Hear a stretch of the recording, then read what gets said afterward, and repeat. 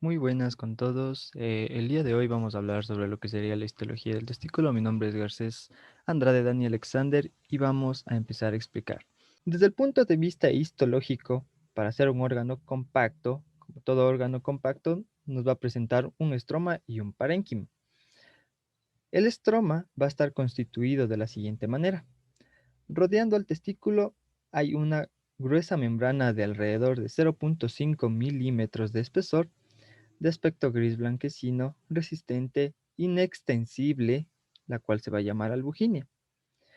Y ya por dentro se va a hallar una fina capa de tejido conectivo laxo con abundantes vasos sanguíneos que se llama túnica vasculosa. La hoja visceral de la vaginal, la vulginia y la túnica vasculosa forman lo que se conoce como la cápsula testicular. De la cara interna de la albuginia se desprenden unos tabiques que se dirigen hacia la parte póstero superior y dividen al testículo en aproximadamente 250 a 300 compartimentos piramidales, también llamados lobulillos testiculares. Los tabiques presentan abundantes fibras colágenas que los hacen inextensibles, garantizando el mantenimiento de una determinada presión intratesticular, la cual va a ser necesaria para la formación de los espermatozoides en el proceso de la espermatogénesis. Ok. Dentro de lo que ya es el testículo en su parte póstero superior, se engrasa para formar el mediastino testicular o cuerpo de Highmore. De modo que en este lugar los tabiques antes citados, obviamente, que delimitan los lobulillos que son de forma piramidal, con una base ancha externa y con una base menor dirigida al mediastino. En el interior de los lobulillos vamos a encontrar tejido conectivo laxo, por donde van a estar los túbulos seminíferos y en donde se hallan las células intersticiales o de Leydig. Muy bien. Dicho parénquima es la porción noble y funcional del testículo y está representado en el interior de los lobulillos por unos conductos llamados tubos o túbulos seminíferos y por las células intersticiales o células de Leydig que ya recalcamos, las cuales van a elaborar la testosterona. Ahora sí, vamos a empezar a hablar sobre los famosos túbulos o tubos seminíferos. Los tubos seminíferos son aproximadamente entre 900 y 1200 y van a medir de 30 a 70 milímetros de largo y alrededor de 0,2 milímetros de diámetro. Estos túbulos nacen en fondo de saco, siguen un trayecto tortuoso y se halla de 1 a 4 tubos por cada lobulillo. La pared del tubo seminífero está constituida por una membrana basal gruesa y resistente, pues va a servir de sustento al epitelio en el cual vamos a encontrar algunas variedades de células como las células de Sertoli y las células germinativas sexuales. Estas células de Sertoli son sustentaculares o de sostén y van a contribuir a mantener principalmente eh, lo que sería la organización del epitelio germinativo.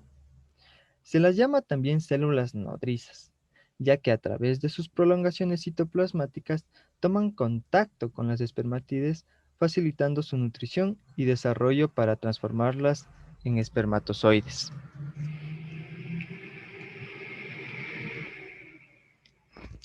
Ok. Estas células, como ya lo dijimos, van a ser un poco más alargadas y también van a ser piramidales, cuya base va a ser ancha, se asienta sobre la membrana basal y por su extremo libre presentan varias prolongaciones citoplasmáticas a manera de lengüetas, como lo denominan algunos autores. Estas lengüetas les van a dar una apariencia de candelabro y por esto También se las puede denominar células en candelabro, que es otro nombre para llamar a estas células de Sertoli.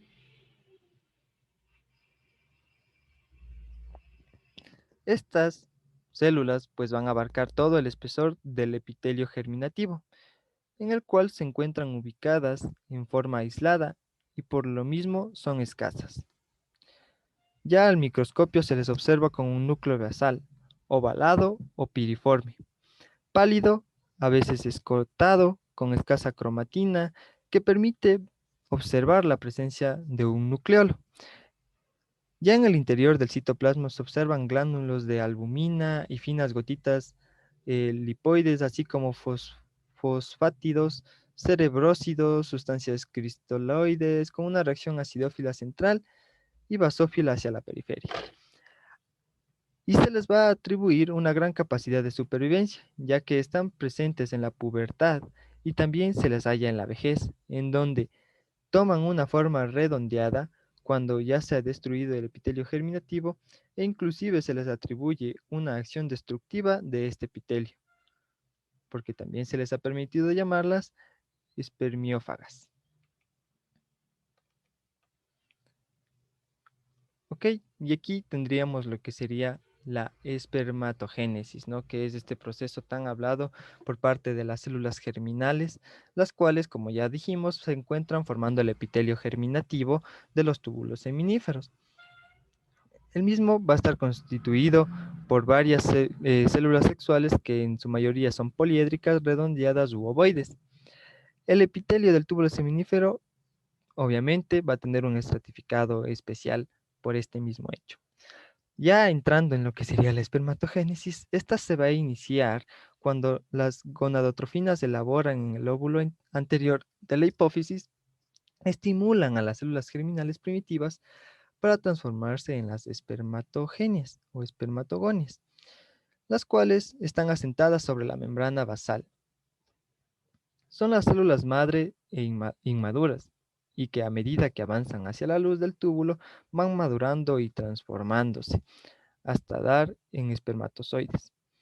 Este proceso evolutivo es el que se conoce como espermatogénesis, y en este periodo los espermatozoides se producen a un ritmo de aproximadamente 1000 por segundo, y se estima que se demora de 64 a 74 días su proceso de maduración completa. Estas células madre de las espermatogonias van a medir 12 micrones de diámetro. Son grandes, redondeadas, con abundante citoplasma, con un núcleo central redondo y rico en cromatina. Y obviamente con un número diploide de cromosomas, eh, 44 autosomas y 2 cromosomas sexuales XY. Se calcula que en el hombre existe cerca de 1000 millones de espermatogonias. Las espermatogonias pueden ser de tres clases: la tipo A oscuras, tipo A pálidas y tipo B, y son estas últimas las que al dividirse por mitosis nos van a dar los espermatocitos primarios. Muy bien. Si ya hablamos de los espermatocitos primarios, estos se van a hallar en una hilera basal de células. Estos son más voluminosos y llegan a medir entre 16 micrómetros de diámetro. Son de forma redonda o ovalada con un núcleo central que siempre se halla en una etapa de cariocinesis.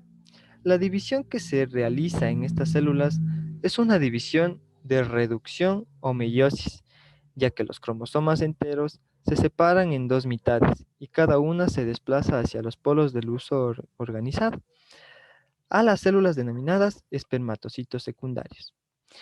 Los espermatocitos secundarios, también denominadas preespermátidas, son células más pequeñas que las anteriores y van a contener 23 cromosomas, 22 de los cuales van a ser autosomáticos y uno va a ser un cromosoma sexual, tanto puede ser X o Y. Los espermatocitos secundarios son de vida corta, pues estos se van a transformar por la espermatogénesis y ayudados por una segunda división meiótica, pero sin duplicación previa del ADN o material genético, para llegar a dar las espermátidas, las cuales van a ser haploides, tanto en el número de cromosomas como en el contenido de ADN, y presentan una reducción del volumen a la mitad, comparándose con lo que serían los espermatocitos secundarios. Si hablamos de las espermátides, estas se van a encontrar cerca ya de lo que sería nuestra luz del tubo, ¿cierto? Y como ya dijimos, son células pequeñas de 6 a 7 micrómetros de diámetro rodeadas con un núcleo central denso y con un nucleolo visible en su interior. La espermiogénesis, que es parte del proceso de la espermatogénesis, va a ser un proceso mediante el cual las espermátides se van a transformar en espermatozoides. Espermatozoides maduros van a constituir las células germinativas masculinas. Tienen una forma alargada, llegando a medir hasta 60 micrones de largo, y en ellas podemos distinguir cuatro partes que son la cabeza, el cuello, la pieza intermedia y la cola. La cabeza es ovalada, algo piriformes y aplanada de arriba hacia abajo y mide de alrededor de 3 a 4 micrones de longitud por 3.5 micrones de ancho. La cabeza es el núcleo de la célula en el que encontramos los cromosomas, que como ya dijimos van a ser 22 autosomas y el cromosoma sexual que puede ser tanto X o Y. En la parte anterior del núcleo se halla el acrosoma cubierto por el capuchón o caperuza. Por detrás se encuentra el cuello que presenta cerca de la cabeza una placa basal y a continuación unas estructuras segmentarias en banda unidas al filamento axil. En su interior se halla una roseta constituida por el centriolo. La pieza intermedia o segmento intermedio mide alrededor de 5 micrones y un largo de espesor. Y la cola mide alrededor de 40 a 50 micrones intersticial o en los espacios intersticiales que dejan los túbulos seminíferos entre sí. Y se va a hallar un tejido conectivo laxo areolar con fibras reticulares y con todas las células propias de este tejido, además de vasos, arterias, venas, van a formar una abundante red vascular que está rodeando a los túbulos seminíferos, así como también vamos a encontrar filetes nerviosos. En su espesor también vamos a encontrar unas células grandes, redondas y poliédricas con un núcleo también redondo central, con un núcleo visible y un citoplasma granuloso acidófilo. Y estas son las famosas células intersticiales o de Leydig. Ahora bien, hablando ya sobre las vías espermáticas, vamos a empezar sobre lo que serían los túbulos eh, rectos, ¿no? Estos túbulos rectos son de corto trayecto con un diámetro entre 20 a 25 micrones y en su epitelio ya no hay células germinativas, solo persisten las células de Sertoli. Este epitelio va a ser un simple cúbico simple, ¿cierto? Como podemos ver en la imagen. Y también va a estar sobre lo que sería nuestra membrana basal.